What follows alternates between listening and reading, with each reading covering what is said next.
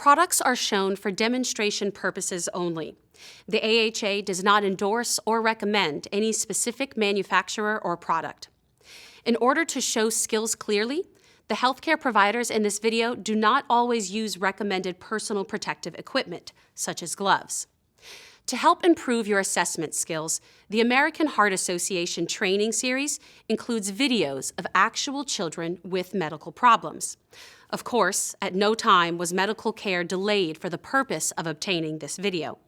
All children received timely and appropriate medical care, and parents provided consent before recording.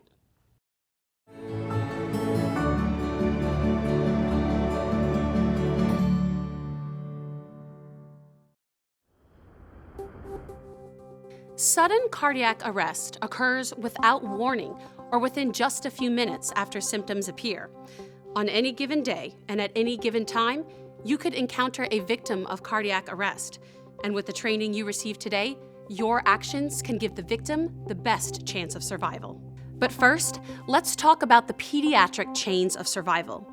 The causes and treatment of cardiac arrest differ between in-hospital cardiac arrest, also called IHCA, and out-of-hospital cardiac arrest, also called OHCA.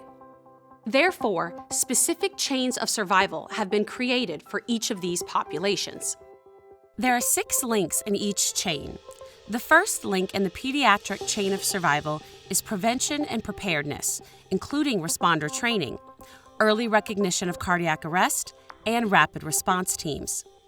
The second and third links are activation of the emergency response system and high-quality CPR, including early defibrillation.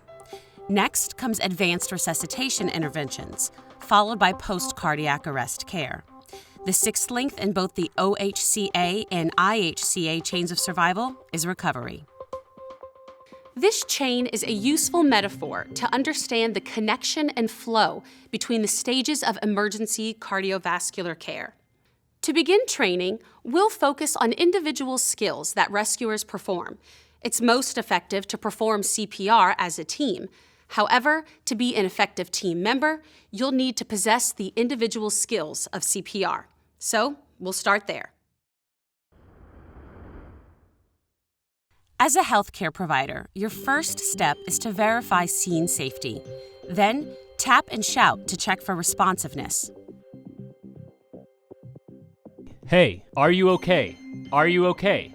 If there is no response, you should shout for nearby help or activate the emergency response system in your workplace. Activate the emergency response and get an AED.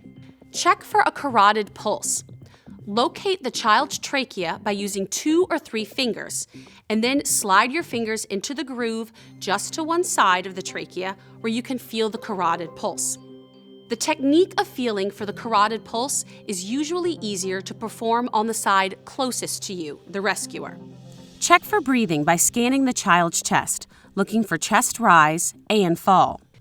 You can scan for breathing and check a pulse simultaneously to minimize time before the first compression. The check for breathing and a pulse should take at least 5 but no more than 10 seconds. If you observe no breathing or only gasping and you do not feel a pulse within 10 seconds, start CPR immediately.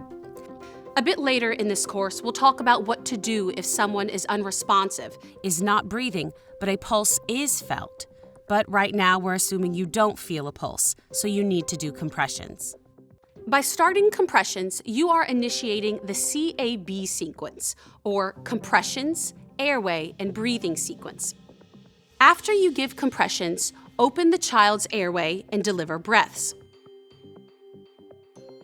It's important to minimize interruptions in chest compressions to less than 10 seconds. Each time you stop compressions, the blood flow to the heart and brain decreases significantly. Once you resume compressions, it takes several compressions to increase blood flow to the heart and brain back to the same levels.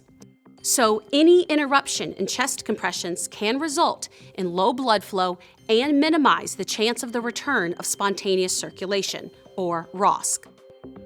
Breaths should be given with a barrier device, such as a pocket mask or face shield, during one rescuer CPR. In some circumstances, a workplace may have only a bag mask device available. In these instances, you may complete your skills test with a bag mask device.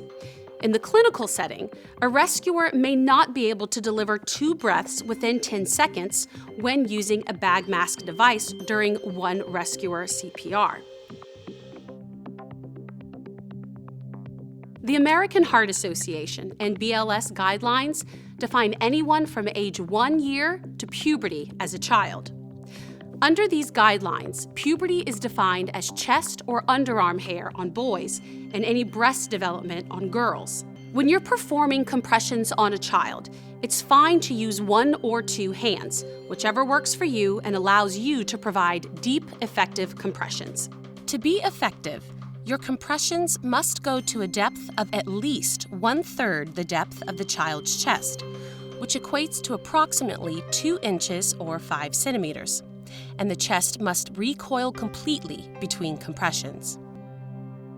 With single rescuer CPR, you'll always use a compression to ventilation ratio of 30 compressions to 2 breaths.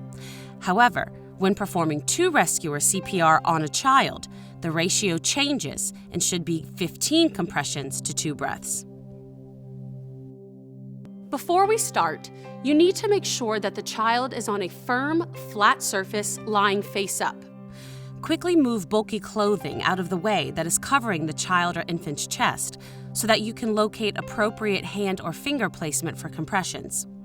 If a person's clothes are difficult to remove, you can still provide compressions over clothing. If an AED becomes available, remove all clothes that cover the chest. AED pads must not be placed over any clothing. To begin, place the heel of one hand on the center of your mannequin's bare chest, over the lower half of the sternum. Place the heel of your other hand on top of the first. Make sure that your shoulders are directly over your hands, with your elbows straight. And when we start, remember to push straight down on the sternum to get adequate depth. When you push, push hard and fast.